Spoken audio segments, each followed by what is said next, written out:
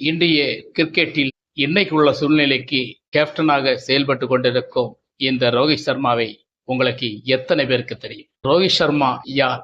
அவருக்கு ஹிட்மேன் பேர் எப்படி வந்தது? இந்த மாதிரி ஒரு பிளேயரை வந்து நம்ம சமீபத்தில் ஆஸ்திரேலியா டெஸ்ட்ல இருந்து நமக்கு அவரை தூக்கி வீசலாம் என்று அத்தனை பேர்கள் ஏம் பண்ணி கொண்டிருந்தீங்க. ஆனா அத்தனையும் தூள் தூளாக்கியது நம்முடைய சாம்பியன் டிராபி 2020 வேர்ல்டு கப்.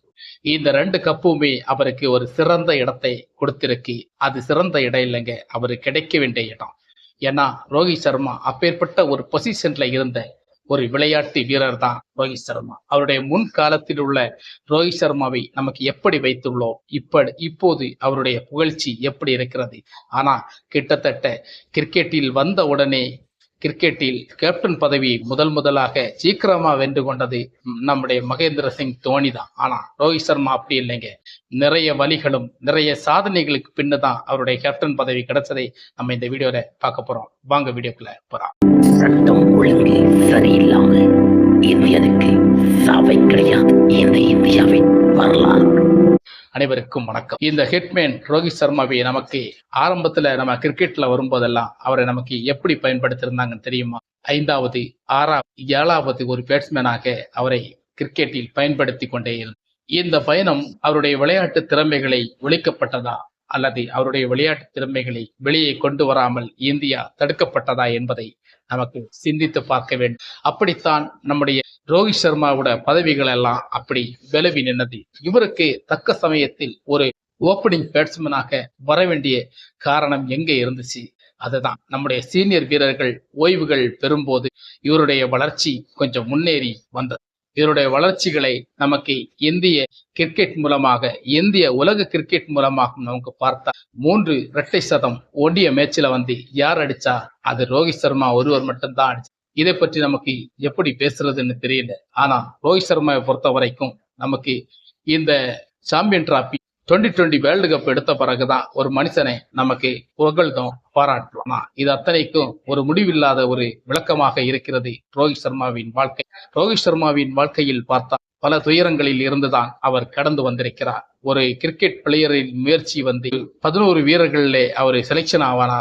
ஒரு 11 வீரர்ல அவரை இறக்கி விளையாடினாங்களா? 5வது 6வது ஏதாவது ஒரு வாய்ப்புகள் தான் தக்க சமயத்தில் அவர் கிடைக்கும். அந்த வாய்ப்பை கூட அவர் சரியான முறையில் பயன்படுத்த முடியாத மிச்ச காலங்களும் உண்டு. அப்பேற்பட்ட ஒரு ரோஹித் சர்மாவை தான் நமக்கு முன்னாடி பார்த்து கொண்டிருந்தோம். ஆனால் கிரிக்கெட்டில் இன்னைக்கு வந்து பெரிய ஒரு தலைமை தாங்கி ஒரு கேப்டன் பதவியை அடைய வேண்டிய காரணம் அவருடைய உழைப்பும் அத்தனை விளையாட்டுடைய திறமை தான்.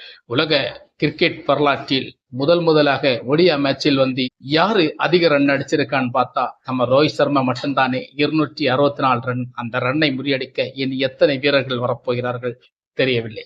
நிச்சயமாக எனக்கு தெரிந்து இந்த ரன்னை அடிப்பதற்காக இன்னும் ஒருவன் பிறக்க வேண்டும் என்றால் அது கடினமான சூழலாகத்தான் இருக்குமே தவிர ஒரு சுலபமான சூழலாக இருக்காது. ஆனா 150 பால்களில் 264 ரன் அடித்த ரோஹித் சர்மா ஹிட்மேனை யாருக்கு தெரியும்? அந்த அளவுக்கு அப்பேற்பட்ட அடிகளை கொடுத்தவர். 3 இரட்டை சதங்களை அடித்தவ யார் அடிச்சிருக்கா? இப்போ இல்ல. இதுல 10 வரிசையில பார்க்கும்போது வந்து 3 இரட்டை சதம் அடித்த நம்முடைய ரோஹித் சர்மா தான் இருப்பாங்க.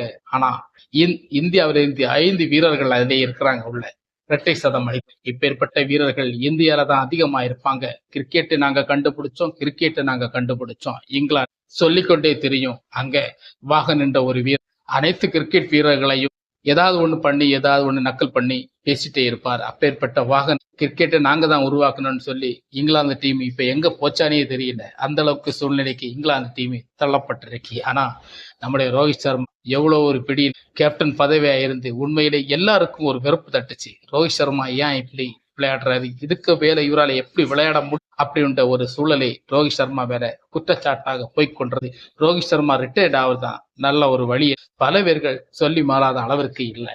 ஆனா நம்முடைய இந்திய கிரிக்கெட் வாரியத்துல வந்து அதிகமான பவர்ஃபுல்லான ஒரு தலை சிறந்த ஒரு ரெக்கார்டுகளை வைத்திருப்பது ரோஹித் சர்மா மட்டும். அதுதான் அவருக்கு ஹிட்மேன் பேர் வச்சிருக்காங்க.